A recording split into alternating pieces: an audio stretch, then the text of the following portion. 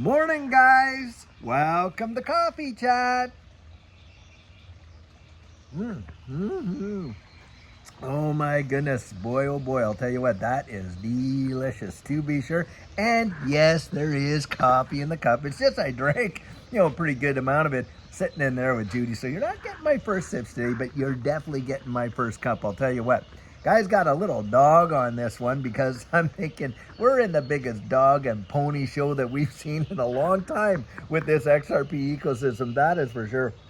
When I think of all these guys and the amount of money these lawyers actually charge per hour, oh boy, don't we all wish we could make that kind of dough? Needless to say, you can't tell me that they did not know that by trying to cut a corner like that with that Rule 60, that they were outside the procedural parameters and that more than likely that would get snagged. Sometimes, guys, you have to think, was this done with some sort of plan in place to kind of get another little bit of a delay in there, that they knew that was going to go down? Now, obviously, we all believe this whole thing's going to get resolved, but it just kicks the can further down the road. And the frustration for you and I, come on, we all feel it. I feel it. Judy feels it.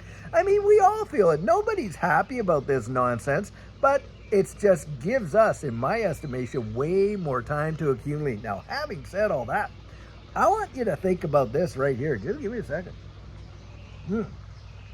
Back when this lawsuit was first laid down, now Judy and I, as a lot of you know, we've been buying XRP way before the lawsuit was even dropped. Well, when the lawsuit was dropped, guys, XRP was at about 55, 60 some cents, somewhere in there. And it nosedived down to 17.48 cents, right? And of course, 4 months later, $1.97, a massive spike, 1,200% return. You know that most people missed it? Do you know why they missed it? Because they FOMO'd in to get into that whole, flare airdrop. They FOMO'd in, and when the price dropped, oh my gosh, the capitulation, they were flooding out like crazy. And of course, they didn't stick around, and the narrative was, hey, XRP is going down. In fact, a lot of people believed back then it was going to hit like the 10 cent or below mark and stuff like that. And I remember Judy and I, we had been accumulating and things like that, and we had some dry powder on the side, and we were just waiting to see if it was going to even peak down even further than that 17.5 cents, and it started to climb back up. Well, of course, we climbed back in, and started continuing with our accumulation and stuff like that because we believed in what it was.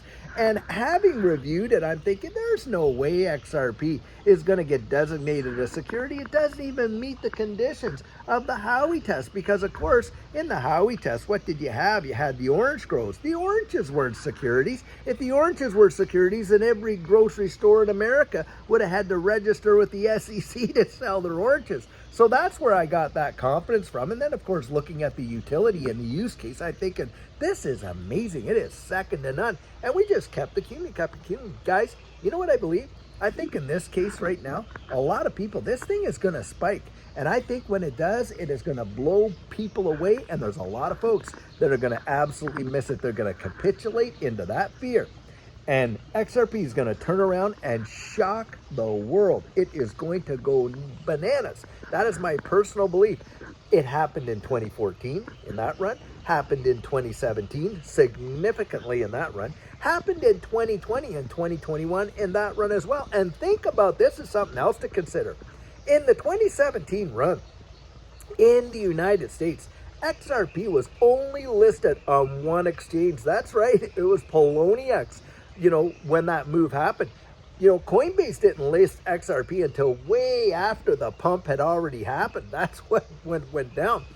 Do you know in 2020 and 2021, XRP was on only one U.S. exchange as well? And of course, we know that was Uphold. Do you realize where most of that volume came from, guys? Most of it came from South Korea and outside the borders of the United States. So for all these folks that think, oh my goodness, XRP is going to go down because of this whole deal with the SEC and all that, guys, I'm telling you, I don't buy that narrative because I've been around and I've seen it happen where even under the worst case scenario, I mean, back then, nobody knew where the case was going. XRP still took off like a rocket and it was pushed.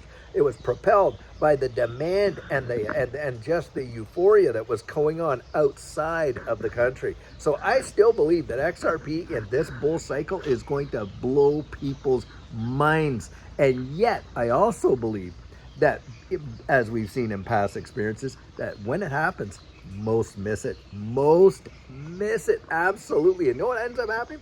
They start FOMOing in up there at the top. That's what usually goes down. Yep. And I come out and I share this. You know, these are my opinions, guys. These are my 100% biased opinions. I do not step back or whatever. Now, you do not have to agree with them, and I am A-okay with it. But I'll tell you why, what I believe, number one, but I also try to share with you why I believe it. And how often am I out telling you, hey, go research it for yourself. Go, dig it up. Don't base it on what I believe, or making your decision. Because if I can talk you into it, like I say, someone else can talk you out of it. You have got to get out there and truly understand what it is you're investing in and how significantly this is going to literally change the financial infrastructure of the wide world, and in a way that most of us haven't even fully grasped yet, because it's not here. But we have certainly an idea of what it's going to be. Now, I was reading another article, and a lot of rumor is out there right now that BRICS is considering adopting the XRP ledger, utilizing XRP in a gold-backed system, to kind of like circumvent or counteract, interacting in the SWIFT system with the dollar. And if that happens, even if it's BRICS that does it, guys, that is going to be massive. You got ripples utilizing, this is another thing. A lot of people, just the confusion, and I think it's on purpose. A lot of people throw down there. I saw a comment in, in one of the videos there where someone said, well, they're going to be using these private ledgers, the banks, and the banks are going to be doing this and this and this. The native assets aren't XRP. I'm like, do you know what you're talking about? That is exactly why XRP was created. The XRP ledger has been used as a model for all these private ledgers with the central bank digital currencies. And of course, XRP is not the native asset. It is the bridge asset between those. And that is where you actually see these cross-border remittances and the utilization of XRP. That is its primary use case right there. Next to that, of course, massive, the tokenization of real-world assets, which we know right now is going down, guys. And these exchange-traded funds, regardless of what's decided here, I absolutely believe that they're going to get, they're going to get approved. And the reason I believe that is because the institutional appetite for XRP and it's just off the scale. In fact, JP Morgan, they put it out, billions upon billions that they estimated at. And the reason is because a lot of hedge funds and, of course, pension plans, they can't go out there due to their fiduciary responsibility and invest directly in the digital assets. But boy, oh boy, can they ever pile on when it comes to the securities, right? And ETFs, being a security, provides them that opportunity. And on top of that, ETFs are spot, meaning they have to hold the underlying asset. What do you think, guys? Could you see a supply crunch? Yeah, you better believe you could. That's for sure. At least what I believe. Because the reality is, they want to sell as many of these ETFs as possible. Well, the more they sell, and there's about, 18 to 19 applications, the more they sell, the more demand there's going to be for that XRP, and they're going to be competing for it. That's right. And they're out buying it now, but I still think they're going to be buying some later, to be sure. And that's what I really believe is going to push it. It's going to be the appetite. And the appetite is there. So there's lots and lots of reasons. You got the sentiment. You got the technicals are saying that. We just printed, by the way, it has never, ever happened before. And I'll put the article in the video right here in the description.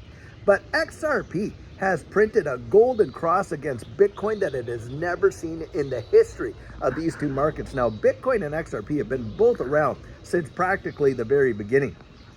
And so this is a major deal, but you got the sentiment, you got the technical, and guys, we have got the fundamentals. It's right there in front of your face. So if you're invested into XRP and you're looking down the road and you're considering, well, man, what's going to go on here? I'll tell you what, you want to think about how you're thinking about what you want to do with it, how you want to exit, if you want to exit at all, or what your plan is. Because I'll tell you, for a lot of the folks that have been in these prior cycles, happened every time, 2014, 2017, 2021, they FOMO'd in and they fudded out and they missed the biggest moves in these transactions. And as a result, life-changing wealth literally passed them by. Oh, they have a story to tell, but it's not the story we want to tell, is it, guys? We want the story, hey, I saw it coming, I got in there, I rode it all the way to the moon, way past that, in through Jupiter, and it revolutionized our lives. That's the story we want. We don't want the story of, well, you know, they told me about it way back then, and, you know, I thought about it, and, you know, I just didn't have the gumption to do it. I didn't believe it, on and on. Think about how many of us have a Bitcoin story that we're living in regret over. I'll tell you what. And guys, I don't want to be living in regret after that. Don't let yourself get out there. Just build it up. Build up that, as I love to say, reservoir of conviction, because that's what's going to get you through the hard times, guys. Because if you're listening to all the sentiment, boy, your emotions, you will be on a roller coaster, and you won't know whether you're getting in, getting out, going sideways, or what you're doing, because this space will put you in there like you're in the washing machine, and it will just agitate you till it'll literally wring you out. I'll tell you what, guys. Get stable, get connected, get, you know, sharp as you can be, I'll tell you what. Now, having said all that, guys, I'll tell you, I hope you're having an amazing, amazing day. It's a beautiful Friday, and Fridays, come on, the weekend's upon us. We got Saturday and Sunday coming. Hope to be getting out there with a question and answer there on Saturday. And by the way, our sugar on Sunday. Really love you guys. Want you to make it. Want you to be right there standing in that winner circle right beside us when we cross that finish line, to be sure. And so, guys, until later on today, when we have another amazing video for you, have a fabulous one and take care.